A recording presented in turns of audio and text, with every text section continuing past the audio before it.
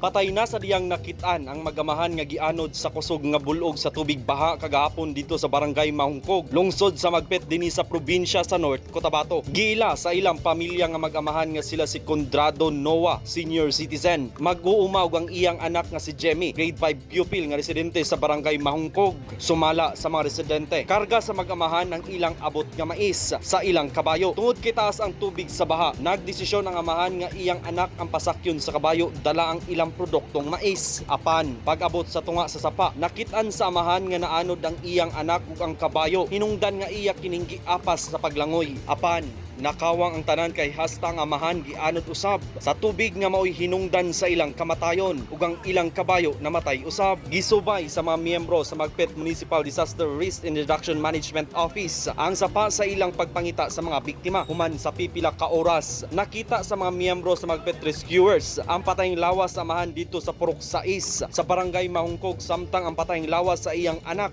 ug ang kabayo napalgan sa sitio Little Baguio sa barangay Miucan dito sa lungsod sa Arakan. Nagbangutan karon ang mga kabanay ug kaila sa amahan ug anak sa ilang gidangatan. Swerting samad lang sa lawas ang hayaguman sa usa ka lalaki human kini gipusil alas 9:40 kagahapon sa buntag sa barangay Ladtingan, Pikit, Cotabato. Giila sa kapulisan ang biktima nga si Jaime Angkata Mutin, 20 anyos, walay trabaho ug residente sa Balong, Pikit, Cotabato. Sa inisyal nga report sa Pikit Municipal Police Station, adunay nanawag sa ilang istasyon nga adunay nahitabong pagpamusil sa irrigation sa reskutang lugar ug sa ilang pagsusi. Anaa diin gilayon silang mirespondi uban ang alert team ug IUC sa Pikit Municipal Police Station. Ang biktima kasamtangang nagpaalin sa samad nga igo sa bala sa pagkakaron. Ang kapulisan nagpadayon sa ilang lalom nga investigasyon aron mailhan ang suspect sa pagpamusil. Marvin Revilla, Newsline Philippines, Province of North Cotabato. Stay safe.